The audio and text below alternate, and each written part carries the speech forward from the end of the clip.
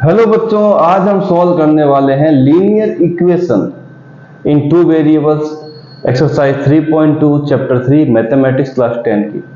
उसके question number 1 हम पहले और दूसरे पार्ट को लेकर आए हैं और मेथड है सब्स्टिट्यूशन का। तो कैसे सॉल्व करते हैं वो आज हम सीख लेते हैं। तो सबसे पहला क्वेश्चन जो हमें दिया है उसको हम यहाँ पर सॉल्व आउट करते हैं। क्वेश्चन नंबर 1 है बच्चों, x plus Y is equal to 14 और x minus y is equal to 4। ये है इक्वेशन नंबर 1 और ये है इक्वेशन नंबर 2। अब हम क्या करते हैं बच्चों, हम इक्वेशन नंबर 2 को पकड़ते हैं फ्रॉम इक्वेशन 2। जब 2 इक्वेशन को लेते हैं तो हम क्या करते हैं, y को उधर ट्रांसफर कर देते हैं। तो हमें मिलेगा x is equal to 4 plus Y, इसको हम नंबर देते हैं 3। और जो वैल्यू हमने जिस इक्वेशन से निकाली है, मतलब 3 इक्वेशन निकाली है नंबर 2 से, तो वापस इसको 2 में पुट नहीं करना है, हमें 1 में पुट करना है, हमें सब्स्टिट्यूट करना है। पुट इक्वेशन 3 इन 1। तो हम 3 की जो वैल्यू आई है, x की वैल्यू, हम नंबर 1 में पुट करते हैं। तो यहाँ पर x की वैल्यू आ गई है 4 plus Y is equal to 14। तो यहाँ पर 4 प्लस वाई होता है 2y, किसके इक्वल आएगा बच्चों, 14 के। अब हम आते हैं 2y is equal to 14 minus 4, 2y is equal to 10, y is equal to 10 by 2। y की वैल्यू हमें मिलेगी इस क्वेश्चन के लिए 5। अब हम क्या करेंगे, जो y की वैल्यू आई है वो हम यहाँ पुट कर देते हैं। Put value of 5, value of y इन 3। चलिए ठीक है, जैसे 3 में पुट करेंगे तो आएगा x is equal to 4 plus 5, x की वैल्यू आ गई हमारे पास 9। तो इस तरीके से सब्स्टिट्यूट मेथड जो हम इस्तेमाल करते हैं, यूज करते हैं और आसानी से आंसर को ले आते हैं। अब आते हैं क्वेश्चन नंबर 2 पे। ये विजिबल है बच्चों, देख लें एक बार, विजिबल तो शायद होना चाहिए, बहुत ही क्लियर है। तो अब हम आते हैं इसके पार्ट 2 पे। पार्ट 2 में बच्चों हमें बताया गया है कि जो दूसरी इक्वेशन है वो फ्रैक्शन में दी गई है।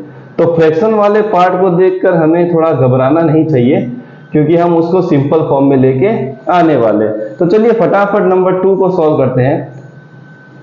s माइनस टी, ये 5 नहीं s है, किसके इक्वल दिया है बच्चों, 3 के। इसको नंबर 1 देते हैं।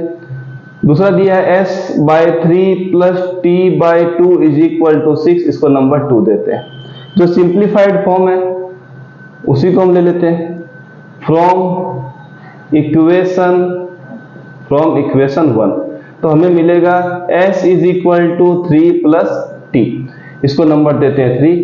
Put value of s in, बच्चों वैल्यू निकाली है 1 से, तो हमें पुट करना है 2 में, इन 2।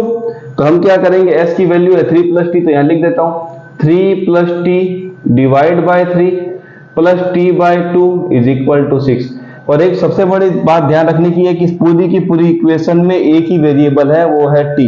अब हम आगे सॉल्व कर लेते हैं। ये लीजिए, तो इन दोनों का एलसीएम लिया तो 3 और 2 का एलसीएम बच्चों आता है 6।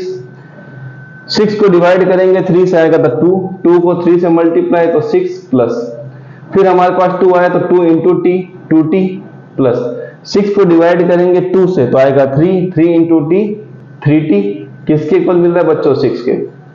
यहां पर हमारे पास है 6 प्लस 2 प्लस 3 5t, यहां पर आ जाएगा 6 इंटू 6, डिवाइड वाला ट्रांसफर करते हैं तो मल्टीप्लाई, तो 5t इज इक्वल टू 36, और यहां से ट्रांसफर होगा तो -6, तो 5t मिलेगा 30, t मिलेगा हमें 30 बाई 5।